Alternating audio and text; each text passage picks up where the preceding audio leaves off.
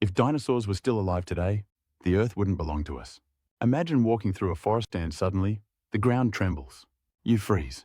And in the mist ahead, a massive shadow moves. It's not a truck, not an elephant. It's a 9-ton predator with a jaw full of knives. You've just entered its territory, the territory of a dinosaur. 6 million years ago, an asteroid changed everything. It wiped out nearly 5% of all life. It gave mammals, including us, the chance to rise. But if that rock missed Earth, dinosaurs would have continued to rule. They'd have evolved. Some would become smarter, some smaller, some deadlier. And humans? We'd either never exist or we'd be prey. Now let's imagine, somehow both dinosaurs and humans exist today. Same timeline, same planet, same space. What would life look like? Cities would look like giant fortresses. Skyscrapers reinforced with dinosaur-proof glass. Subways buried deeper, not for earthquakes, but to avoid underground digging predators. Highways built with massive fences, not to keep animals in, but to keep dinosaurs out. People wouldn't go hiking casually. Camping would be banned in most parts of the world. National parks would require military escort.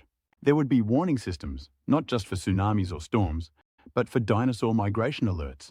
Every major country would have a DWC, Dinosaur Watch Command, just in case something breaks through the perimeter. But not all dinosaurs were monsters. Some were chicken-sized. Some were harmless herbivores. So maybe, just maybe, some would be domesticated.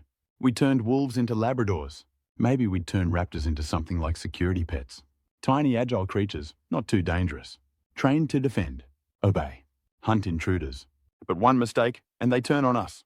Now imagine a black market trade in dinosaur eggs.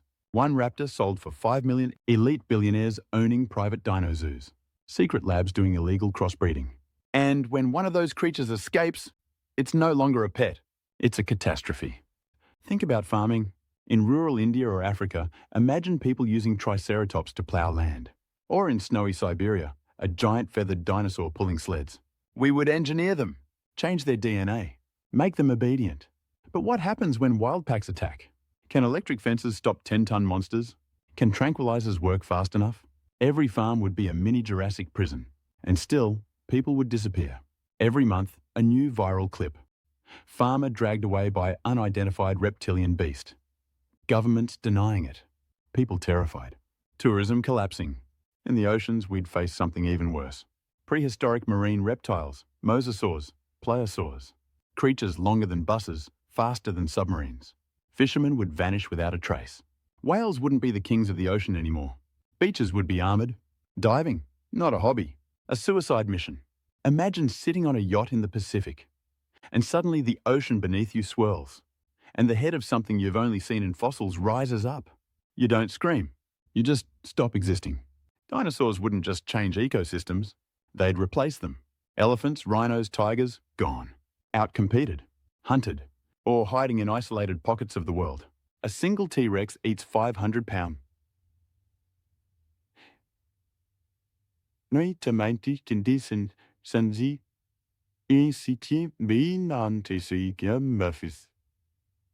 Benhain in us say main pier. Sum. Carses. Danis in da midday. Now imagine 10,000 of them in wild zones.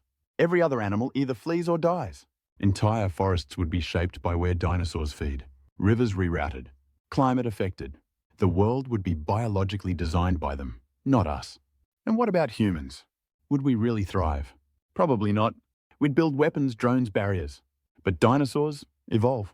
Some would adapt to avoid detection, become faster, quieter, deadlier. And if a new species emerged, something smart, like a dinosaur with intelligence approaching dolphins or chimpanzees, now we're in real danger. Because if intelligence rises in the wrong place, we're no longer the apex predator. We're the underdog. Wars would be different. Countries using trained dinosaurs instead of tanks. Armored stegosaurs for ground assault. Pterosaur-mounted snipers dropping in from the sky. Bioengineering militarized dinosaurs would become an arms race. Black markets would thrive. Terrorist groups using stealth raptors in attacks. Forget nuclear weapons. A stealth-bred dinosaur, 10 feet tall, camouflaged, silent, slipping into a city. One of them could kill a dozen before anyone knows it's there. And then there's the psychological impact.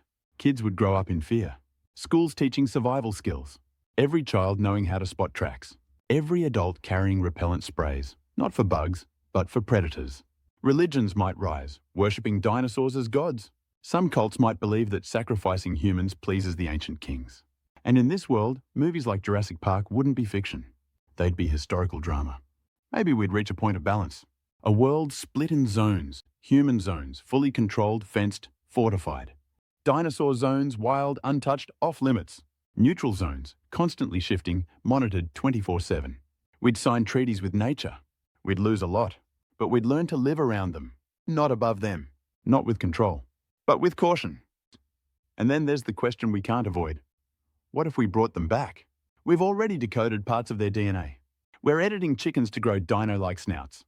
CRISPR technology allows genetic tweaks beyond imagination. Maybe one day someone will recreate a dinosaur, not in a theme park, but in a lab, in secret. And if it escapes, we'll relive every nightmare we thought was only a movie. We're not afraid because they're monsters. We're afraid because they were real. They ruled once, and if they return, they might rule again.